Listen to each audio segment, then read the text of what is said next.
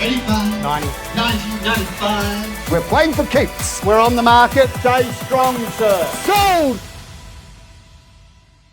Hello and welcome to GPTV on Tuesday the 29th of July. My name is Philip Kingston and I have a special guest today. Hello, I'm Gary Pearce. Good to be here. I didn't know I was special. Obviously, if I go away a little bit, I come back as a special guest. Do you know what? You are a guest and you are special.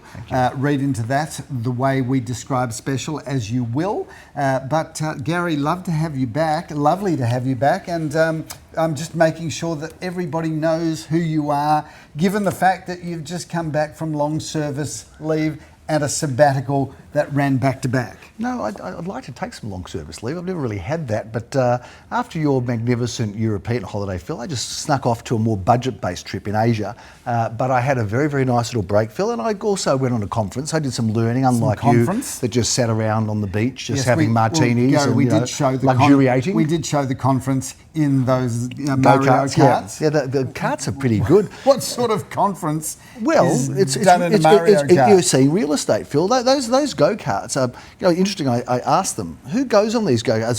They said, well, a lot of the local Japanese are doing it now. Right. And I said, why? And they said, because it's probably going to get banned soon because there's no helmets or anything. You just go through the streets of Tokyo and knock yourself out, Phil. The Victorian Office of Occupational Health and Safety has gone on a tour of Japan. Can you imagine? And put in a list of recommendations, which can you imagine? Hopefully don't go down that road. No, exactly. Do not go down the that Japanese road. still believe in self-responsibility, Phil. Yep. They're not interested in the government taking care of every single part of being their nanny, so they actually are responsible for themselves. Can you imagine what would be required to ride a go-kart around the CBD there'd be a truck in front with the lights on it, there'd be a person, there'd be an HR person, there would be a security officer, a safety officer, there'd be everybody from every different department in front, behind. There'd be special lanes. It would be a very, very different experience. Anyway, it was good to get away, and I did tune into a few of the shows, Phil, and thank you very much for the hard time that you gave me.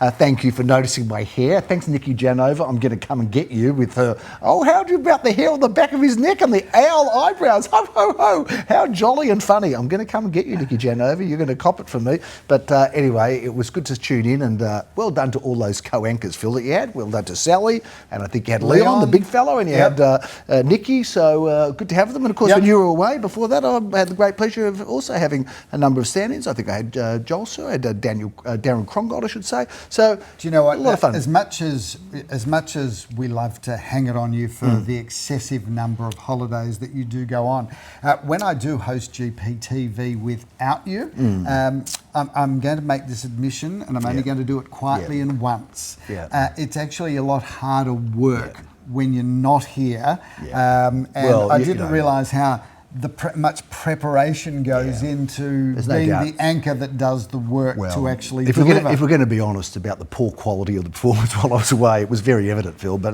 look, you did your best without me, and zig without zag, Phil. It's just zig. Exactly. And although one of those zags was a bit inappropriate, I think got caught out doing something wrong. I'm not sure which one it was. But anyway, there's young people who wouldn't even know who Zig and Zag are, Phil. But we do. What was just a bit of trivia, what was the name of the two magicians or comedians that used to do it with a lion until the lion... Oh, that was Roy, not Roy and HG, it was the other Roy and... until the lion actually decided one day that I've had enough of this. I'm not going to put in a resignation. I'm just going to eat one of them. That's right, exactly right. It can be like that. If you're going to play with lions, Phil, you're going to end up getting... You've got to get up early in the morning, Gary. There's a reasonable chance that towards the end of your career somewhere, you're possibly going to get decapitated. At some point. Yeah, decapitation's an option. It's not going to go well. Interestingly, there's a statue for them in Vegas. This is amazing how this show just gets completely off. I was out for dinner, I think it might have been with my sister Sarah from Sydney, and she was talking about, she wants to go and walk with the gorillas in Uganda. That's her thing, right? It's a thing. Yeah, I know, it is a thing. Anyway, Gorillas in the Mist, that whole thing, Correct. Yeah. Anyway, I'm watching, somehow it comes up on my YouTube, obviously the phone listens to me talking to Sarah about going to walk with the gorillas, and there is this gorilla that absolutely goes ballistic. and almost takes out a couple of people. Yep. And just a bit of a shout out to Jonathan, who may watch this show, who will understand the terrifying experience of when a full big ape comes at you. It's not something that we recommend. Now, how I got to this, I've got no idea. Well, but that is the random nature. That is the random nature, and I'll see if I can find this YouTube clip to play, which bears nothing to do with anything on this show.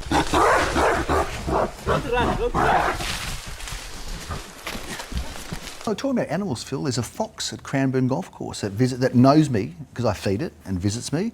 And I saw a little video of someone feeding a fox and it bit its finger, Phil. So you can't be friends with foxes either. Anyway, look, we're right off the track. And look, one of the things you spoke about when I was away in the episode with Nikki is you said, how was our management style?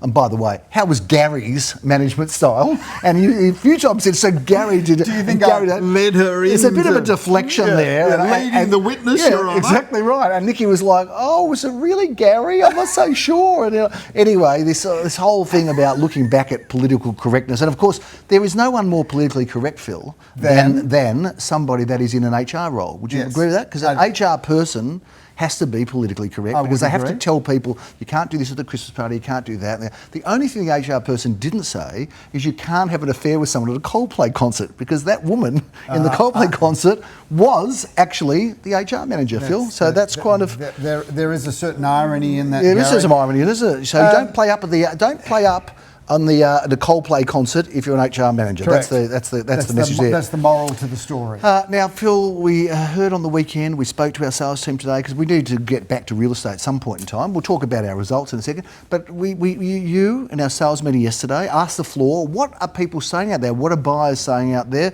And the message came back. Do you recall what was said, Phil? Do you know what? Pretty much when I leave the sales meeting, I don't remember a thing. No, and nor do the people you talk to often. But, correct. But I remember, Phil, because I'm that sort of note-taking thorough guy. Austrian. And Austrian, yes. Austrians are very disciplined and Shout organised. out to all of the people in Austria that are watching this show Phil now. Willkommen, When we say yeah, very Austrian, it is a compliment. Yeah, das ist sehr schön for our Austrian viewers. Anyway, Phil, they were saying that people are saying, where are all the listings, Where Phil? have the Where listings gone? Where are all the listings? And I think buyers have had about enough, Phil, of this lack of stock. I think they're just putting their hands to the air and they're saying, where the bloody hell are ya, listings? I have a bit of a message, Gary, for all of those people that are asking the questions, where is the stock, where are the listings, when is it coming? My prediction is it's going to be a very busy spring, but it's not going to be as busy as it has been previously. I think the stock levels have dropped, and I'm not sure they're coming back anytime soon. So yes, spring will have more listings, there will be more stock than there is in winter. Well, that's kind of the natural rhythm to the marketplace, but I don't see any swamp of stock coming through. No, there's not a lot. And I mean, we had a good listing week last week, one of our better listing weeks, which is good. So there is more coming through, but also, Phil, there's not a lot of top end stuff coming through, and there are some people who are involved in the top end that are saying, there's not much transacting, but there is a few quiet deals. We just did a very major quiet deal, Philip, on Balaclava Road, a home on Balaclava Road, which is a little bit off market. We've just done another one on the Golden Mile of Caulfield North, Phil, a couple 2 days ago, which was off market. So there is a bit of off market. Another one in East St Kilda, off market. Well, that was a big one, wasn't it? It was a big one. So there's a few going through, slipping through quietly, but that volume of juicy listings, Phil, those big auctions with big crowds for big homes, there's not too many of them around, are there? So I think for those people that are actively looking to buy properties that are thinking, this one's an 8 out of 10, but I'm going to wait for a 9 out of 10, you may well grow old and weary in your wait while prices continue to rise. So 8 out of 10 is a snap purchase, Phil? And a 7 out of 10 must be seriously considered. And in your case, when you were dating, anything above 4 was pretty much up for grabs when they were looking at you. Well, that's what we were trying to tell them, Phil, but a lot of them looked on, didn't they, unfortunately, past the both of us. But that's a whole other story, and that would be a whole other episode of GPTV involved. Phil, the weekend that was, firstly, it's good to be back with you, and even though I was away, even though I'm away and I am working, of course, feverishly over there to build our business and, doing wonderful learnings, which I'm bringing back to you in a go-kart, Phil, I still miss the cut and thrust. Not a lot, but a bit. Enough enough to want to come back home. 70%, Philip. Enough to come back. And you know one thing that always gets home before you? What's that? Is your Amex bill. Yeah, tends to be way to get. It's right at the door. It's amazing how speedy that little Amex bill is. You yeah, know? yeah. There's no jet lag on an Amex bill. No, it just flies right in, doesn't it? It wakes up in the morning and says, boom, I'm going to beat him home. I know, got some expressway to get here before I do. Anyway, let's just get back to we had a weekend, Philip. I think we can put up some Boast music. We can. 82% against a 70% statewide average. 70%. Gary Pure Associates, 82%. Put up the Boast music. Love that. Yep. And it's good to see that we are still performing well, albeit with lower volume. Is it albeit or albeit? It could be either. Depends on which side of the river you come from, Correct, Philip. correct. But Gary, that is another 80% plus week for us. Now, keep in mind, viewers, from low volume, but whether it's from low volume, high volume, the bottom line is we continually tend to track at 80% plus. Scraped in this week, I know, with 82%. But I'll tell you one thing that's interesting, because we put the stats up in our sales meeting for all of our salespeople to have a look at. Numbers, I think the numbers are growing at the open for inspections. Some very big numbers. And coming back to your comment before about what are buyers talking about, they are talking about limited selection, but they're also talking about interest rates going down. So we're seeing a lot of people that are in research mode, and what happens once you've done a bit of research, then you hit the button. And I reckon that button is going to be hit very soon. So if you want to beat the price rises, you need to be focusing on your 7 out of 10s now. Well, we will be going through our, we have our, of course, regular vendor nights for those people that are selling with us, which is always an informative evening, Phil. And before that, we study a lot about the stats, and we look at the internet stats. We compare them to a year ago and we do, corresponding period. Very very forensic, Phil. And it's going to be interesting to see those stats now. But it feels like a lot of people are just jostling for position, Phil. Look, we know in Australia it's as old as time, but you drop interest rates, the property market starts to activate, and this is happening now. So there will be some people that will look back and go, you know what,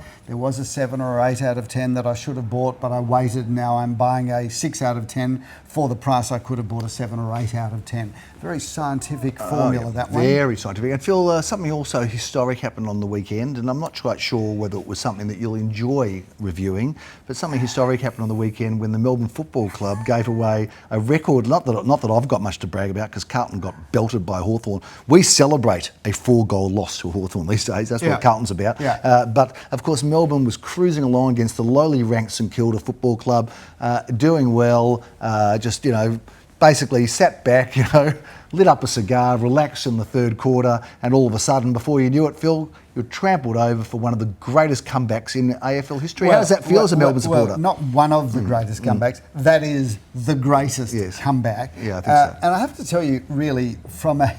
You're not even surprised, really, Well, it's almost like, no, I'm not surprised. They are... it's an interesting club, the Melbourne Football Club, but imagine the indignity of being up 40 points by most of the game and then losing it in that way. And that'll be a quarter of football that people watch just for fun. Doesn't matter what club you belong to. Doesn't even matter whether you follow the code. And I reckon at universities, at MBA courses right around the world, so this is what's possible.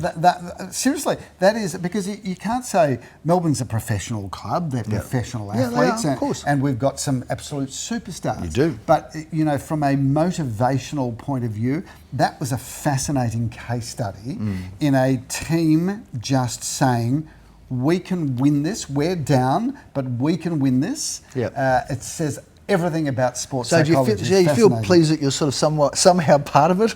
Well, it's like Alex Jesaulenko in the 1970 grand final took that great screamer where they yelled out, "Jesaulenko, you're guilty!" And he's up in the air, but you'll never forget the guy whose back he climbed on either, will you? Because that was part of history as well, I suppose. Anyway, we're getting away from it. Let's talk about what's going on, Phil. We had some great results on the weekend. Take us through a few, and we had a couple, Phil, of runaway trains. Oh, I like the runaway trains. Phil. One of those was in Toorak Road, in Toorak, Phil. And, we do a lot of work in Toorak in South Yarra. We talked about this again at our sales meeting, We did. A lot of people say, oh, you're not a Toorak agent, are you? You're not a Toorak agent.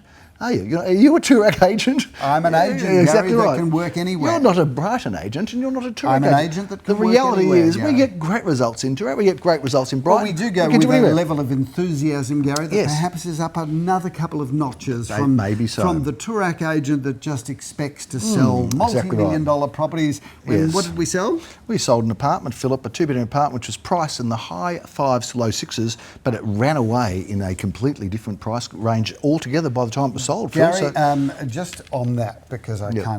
we made fun of Toorak agents. Yes, Let me tell we you, did. we sell 1-bedroom apartments, we We sell do. 2-bedroom apartments very happily. Yeah. We call them the bread and butter of our business. Yeah. And I will never look down my nose at a 1-bedroom No. apartment sale, because every little 1-bedroom apartment is paying the rent here or Exactly paying right. for that salary over there. Yep. So I will never, ever look down It's my all nose. good. And by the way, we've sold some big homes in Toorak as well. And I remember there was an auction in Church Street in Toorak that you Yes. conducted, and all the local folk were there, and they looked at you and they thought, who's this guy? Never seen him before. They all sat there looking a little bit suspiciously and dubiously at you, Phil. But at the end of the auction, they were enraptured and they They were enjoyed applauding. it. They were applauding. They enjoyed the show.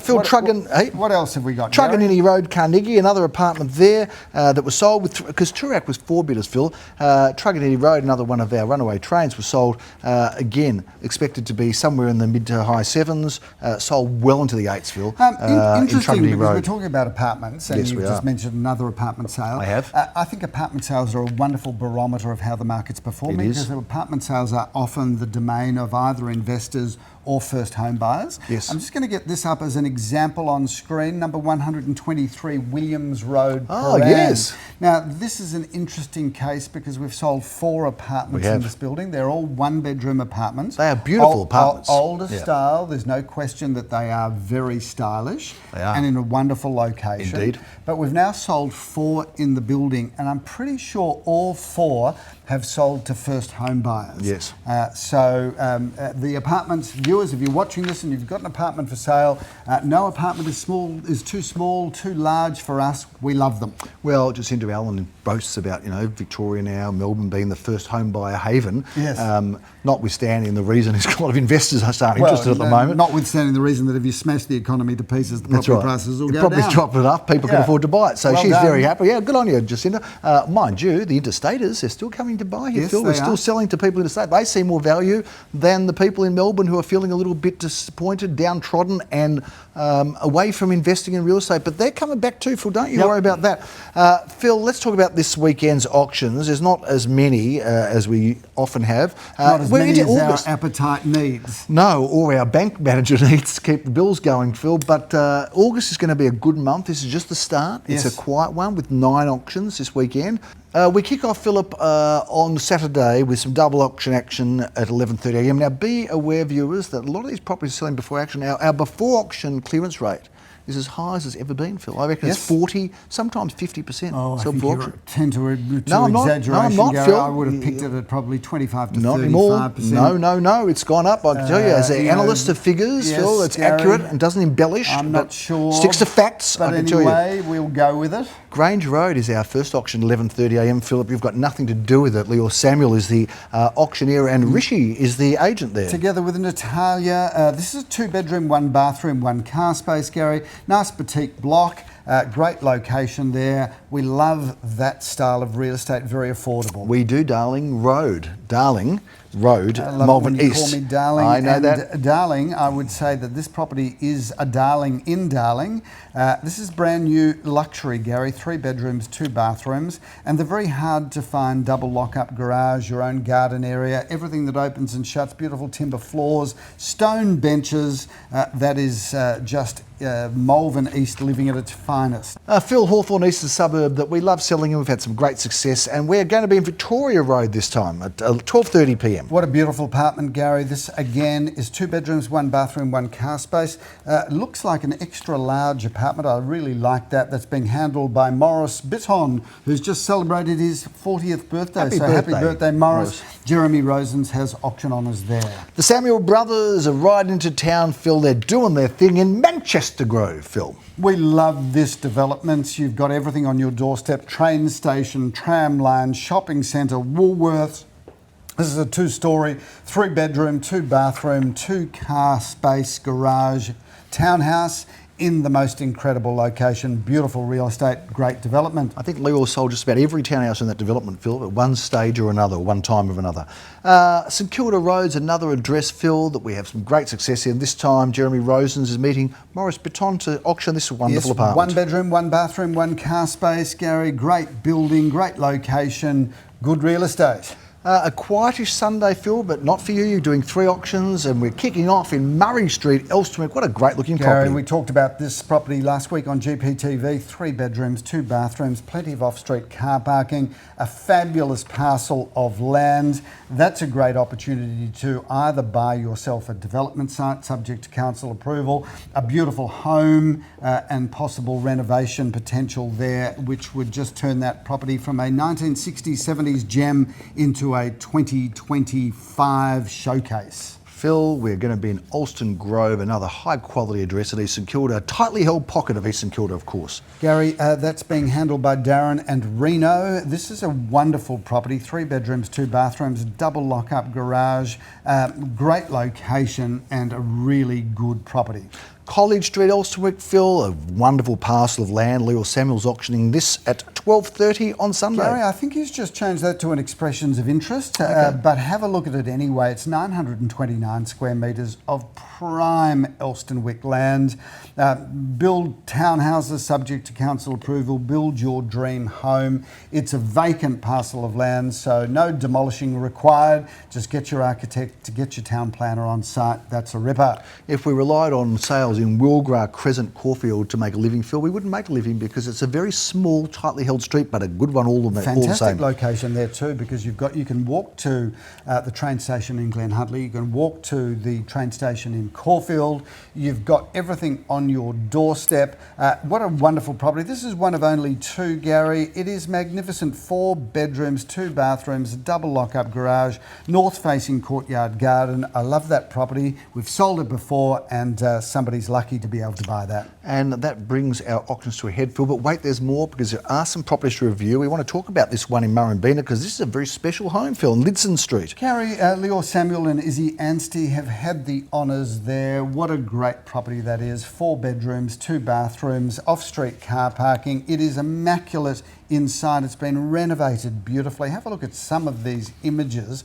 That property is really quite stunning. That's a special one, Phil, as is number 8 Rosemont Avenue, the street where I actually sold, I should say, I listed the first property I ever got for sale in real estate was in Rosemont Avenue, Phil, and this one is a beauty. Shout out to the Sputmeister, who is a regular watcher of the show, who did give you that listing. Michael in Rosemont Sputty did, yes, Avenue. thank you, Michael. So shout out to Sputty. He's got a mother that's 103 or 4, I think. She's extraordinary. Plays bridge, an extraordinary woman. Don't you love that? Extraordinary family, but leaving that family aside, because they've got nothing to do with number 8 Rosemont Avenue. Lucky number 8. What an incredible property this is, Gary. 5 bedrooms, 3 bathrooms. This is a wonderful home on a wonderful parcel of land. Walking distance to the tram in Balaclava Road. Now, close to your New Zealand heritage, Phil, is a street with a name, a New Zealandish name. Takapuna Street in Caulfield South. Gary, this is the most incredible property. This is Frank Lloyd Wright-esque, I reckon. The architecture here is amazing. It's had the most beautiful refurbishment done in a very sensitive fashion inside. So you've got all the mod cons, but you've got all of the architecture that you would expect in a home that looks this good. It also sits on 1,042 square metre allotment. Let me tell you, you go into the sunroom of this property, which overlooks the swimming pool in the back garden. Nice. That back garden, it's a bit like Princess Park, really. It just keeps going on and on and on. Speaking of Princess Park, this property is just a few steps away. Not from Princess Park in Carlton, of course, where the Mighty Blue Boys are. No, Princess Park, Caulfield South, which if you are a dog owner, Gary, I think Princess Park is the happiest place to be a dog owner because the neighbours just get together there and walk their dogs. Speaking of walking their dogs, you can walk your dog from wherever you are to St George's Road, Elstonwick, and then have a coffee at Carter Lovett on the corner. I've got to tell you, Elstonwick, I reckon, is if I was going to live anywhere else to where I'm living, Yeah. I reckon I'd live in the streets that come off Glen Huntly Road, where you've got coffee, you've got supermarkets, you've got the classic cinema, you've got everything walking distance from your home, which you can have if you're lucky enough to buy 49 St George's Road, which sits on 756 square metres of the primest land. And if you think about it, Gary, I'm on a roll here. If you think about it, is St George's Road Elstonwick the number Top three, Phil. It's the top three. Top three. And you're talking to a born and bred Elsmith boy here, Phil. As you know, I used to deliver the newspaper in that street as a young man. Gary, the residents of St George's Road understand you were the paper deliverer. I was. Having said that, very rarely did they get the morning newspaper from you. Well, generally speaking, it was the morning paper delivered in the afternoon. Sometimes you weren't known for your ability to get up early, and that's why that poor newsagent finally went out of business. Well, Phil, you know, you've known me for a long time, but you didn't know me when I delivered the newspaper. It was a young, fresh-faced, cheeky little Gary Peer that was about, 7 or 8 years old, Phil, riding my bike around. And I was very, very young, and I used to look at the houses, and St George's Road, I used to look at the houses and think, I love these houses. And did I ever know that I'd be selling them one day? I love the fact that your dear mother and father sent you out as a 7-year-old, riding your bike. 7 or 8, They sat at home just collecting the cash off their hard-working children. Exploiting me at a young age, which was good because it set us up to understand how to do with our own children, Philip, which is good. A great guide. Anyway, I like the video, by the way, on St George's Road too. It's very good. Excellent. So well done to our video crew and well done to you. In fact, you're looking at the videographer that actually filmed that. So did a shout damn out good job. to you, Marcus. Yeah, Thank you. nice Thank job, you for Marcus. the great work that you're doing. That was a beauty, some good videos coming through. And a good video of young Gubby Leibovich as well, Phil. And for those that look at the peer review, and you should all be doing that because it is such a good quality magazine, and we've got a new little section saying local legends, Phil, which has got some wonderful local treasures, but here's one of them, Gubby Leibovich. I thought that was the most incredibly high quality production. So you can go on our website, I think, and see that, but you must see that because it's a great local story about someone who's done so well and he's so absolutely genuine and unaffected by his success. Down-to-earth bloke you'll ever meet. Love that. Look, that's a big wrap. It's good to be back on GPTV. Good to have you back, Gary. Thank you for tuning in. Thank you for hanging around and waiting for me to return. It's good to be here. We look forward to seeing you next week. I'm Gary Peer. I'm Philip Kingston. Thanks for watching.